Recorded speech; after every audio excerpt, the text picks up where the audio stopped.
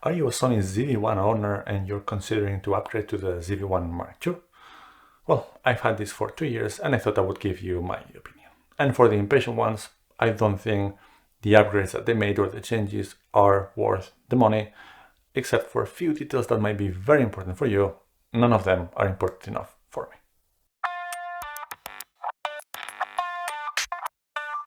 I bought the Sony ZV-1 in 2021 second hand for 500 bucks. It was euros, but you get the point. And I've been really happy with it.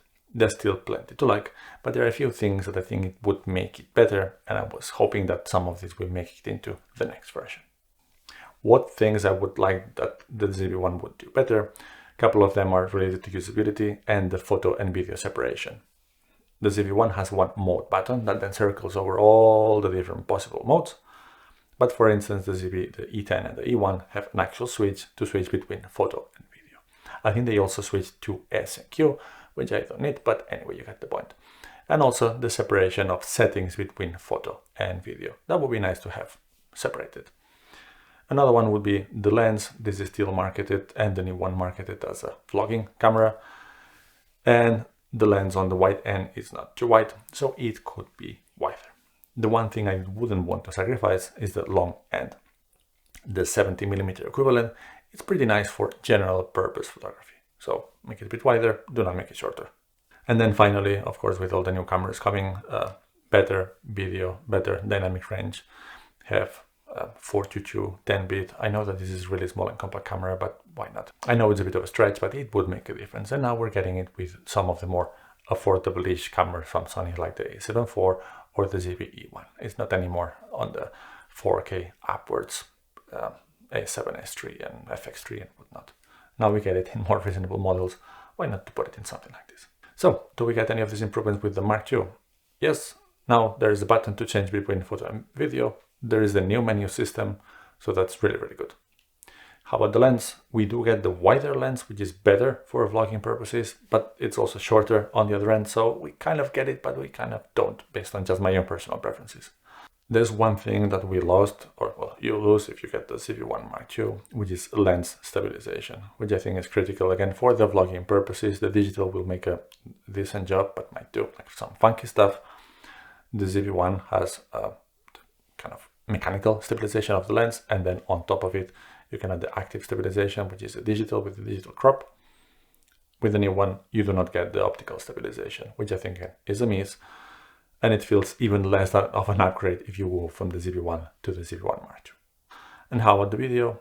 No, same sensor, same resolution, same frame rates, same bit rates, same color depth, and same chroma subsampling. So basically we're getting a few improvements, but at what price? So here in Finland, the Sony ZV-1 new, since release, it cost 850 euros.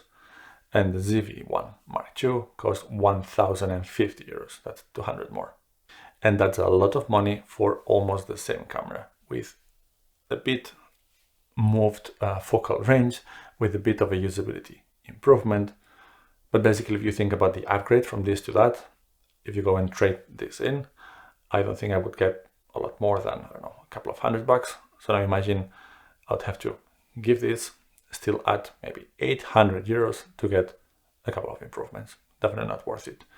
If you sell it yourself, I suppose you can get something like, I don't know, 400 bucks. If I paid 500 second hand for a very new model 2 years ago, I suppose now the most you could get is somewhere between 400 and 500. You would still need to sell this and add $600 or euros or gold doublons, whatever you're using as a currency, to get that upgrade on. Now we have a bit wider lens. Now we have a better button. I don't think that's worth it. And I'm sure that during this video I have added a few clips and pictures from the ZV-1. I'm sure that many of them, because I'm not going to add people here that have not asked or been asked to be in the video, most of them, whether it's landscapes or details or fireplace. So I'm sure that many of those have been shot at 70mm, which I would miss in the new ZV-1 Mark II.